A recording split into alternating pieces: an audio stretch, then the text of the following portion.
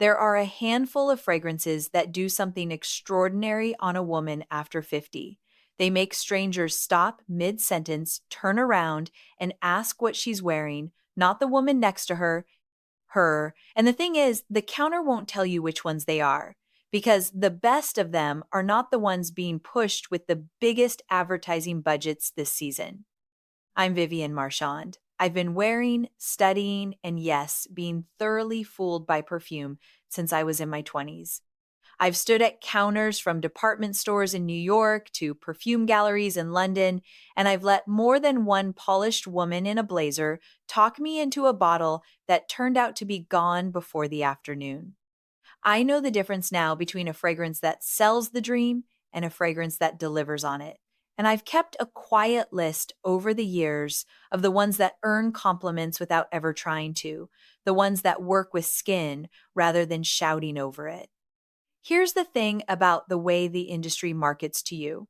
The loudest launches, the ones with the full page advertisements and the celebrity endorsements and the enormous counter displays, those are the ones that make the house the most money, not necessarily the ones that smell the most extraordinary on your skin.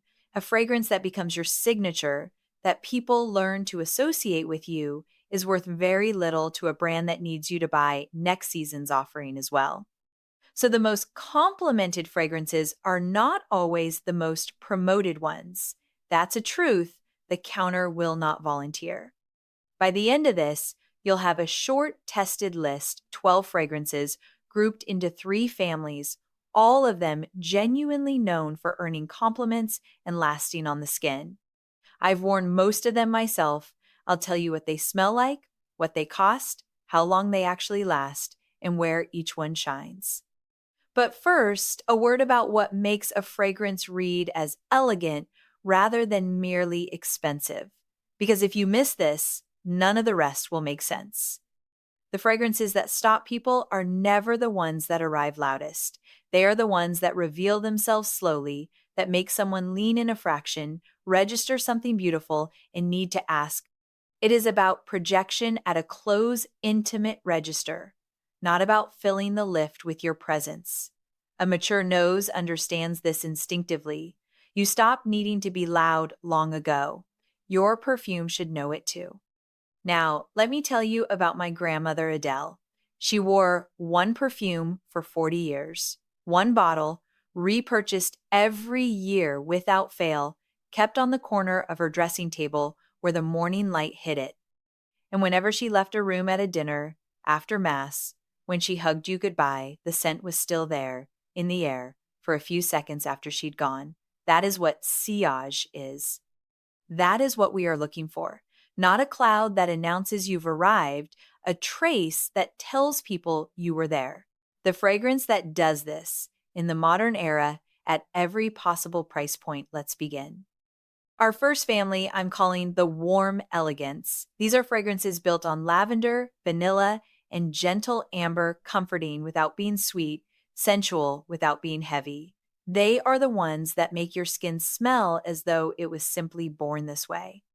The first one, and I make no apology for putting it here, is Guerlain Mon Guerlain Eau de Parfum. Guerlain Guerlain launched this in 2017, and it remains one of the cleanest, most consistently complimented fragrances I've encountered in the last decade. The key notes are French lavender, Tahitian vanilla, sambac jasmine, and sandalwood. What that translates to on skin is this: a lavender that feels soft rather than medicinal, a vanilla that stays warm without turning powdery or sweet, and a lingering dry down of clean sandalwood that lasts for hours. Longevity is solid 6 to 8 hours on most skins. Price sits around $120 for a reasonable size bottle. You'll find it at most department stores. And the compliments? Consistent across the board from both men and women. People simply find it beautiful. That is its whole job, and it does it. The second in this family is YSL Libre Eau de Parfum. YSL Yves Saint Laurent launched it in 2019, and it is now one of the house's best-selling fragrances for good reason. The notes bridge lavender and orange blossom in the heart, with Madagascar vanilla and a cedar base underneath. The lavender in this one is slightly more assertive than Mon Guerlain's. This is a fragrance with a point of view. On skin, the orange blossom lifts it in a way that keeps it from feeling heavy, and the vanilla grounds it rather than sweetening it. Longevity is exceptional, 8 hours or more on most skins. The intense version extends this further. Price runs around $140 for a full-size bottle. Libre has a distinctive character that reads unmistakably elegant rather than anonymous. You will be asked what you're wearing. Now, here's where it gets interesting. The third warm elegant is Giorgio Armani Sì Eau de Parfum. And I'll be honest with you about something here. I dismissed this fragrance for years. Too widely available, I thought. I assumed available everywhere meant generic. I was wrong, and I want to say so plainly. C opens with a burst of blackcurrant nectar, which sounds sweet, and at first it is, but it settles very quickly into a rose heart balanced by patchouli and ambroxan, and the dry down is quietly lovely, warm, slightly woody, and on mature skin it takes on a refinement the bottle doesn't quite promise. Longevity is strong, typically 6 to 10 hours. Price runs around $130 to $150 for a standard bottle. I've watched C generate compliments in rooms where people expected to like nothing they smelled. Trust the dry down. Let's move to the second family. I'm calling these the clean florals. And by clean, I do not mean thin. I mean fragrances whose floral hearts smell fresh and specific rather than heavy or synthetic. These are the ones people describe as smelling like someone who clearly has good taste. Narciso Rodriguez For Her Eau de Parfum belongs here. This is one of the most quietly remarkable fragrances produced in the last 20 years, and it deserves more of your attention than it typically gets. The original launched in 2003, with the EDP version following in 2006, is built around a musk accord that is genuinely rare, warm, floral, and specific to your skin chemistry in a way that means it smells slightly different on everyone who wears it. The heart has rose and amber, the base runs through patchouli and sandalwood, but what you smell is not a list of notes. What you smell is clean, intimate warmth, the sort of fragrance that people cannot identify but cannot stop thinking about. Price is around $100 to $120. Longevity is excellent. And the compliments on this one come from people leaning in very close and saying quietly, "What are you wearing?" That is exactly what we're after. Chloé Eau de Parfum follows the original, launched in 2008, the one in the glass bottle. Top notes of peony, a rose, and magnolia heart with cedar and ambergris in the base. The result is an intensely feminine and entirely unself-conscious fragrance, powdery in a way that is warm rather than dusty, floral without being aggressive. On skin, it softens beautifully, and on women who've worn it for years, it develops an almost personal quality. Longevity sits at 6 to 8 hours on most skins. Price runs around $90 to $120. This is not a fragrance that makes bold statements. It makes quiet ones, and those are often the ones people remember. The third clean floral I want to name is Dior J'adore Eau de Parfum. Dior launched this in 1999, and it has been one of the most consistently beloved women's fragrances ever since, which means you've almost certainly smelled it on someone and thought about asking. The accord centers on ylang ylang, Damasceno rose, and a double jasmine grandiflorum and jasmine sambac, which creates a white floral that is rich without being heavy. It has a quiet solar quality that reads as thoroughly elegant on mature skin. Longevity is 5 to 7 hours, which puts it at the shorter end of this list. It performs better on fabric than on skin. Price begins around $184. An honest note, J'adore benefits from layering with a little unscented body oil on the pulse points first, which extends its life considerably. Without that, you may find it fades earlier than you'd like. Now, our third family, the iconic statements. These are fragrances that arrive with a particular presence, not loud in the aggressive sense, but unmistakable. These are the ones that define the air in a room.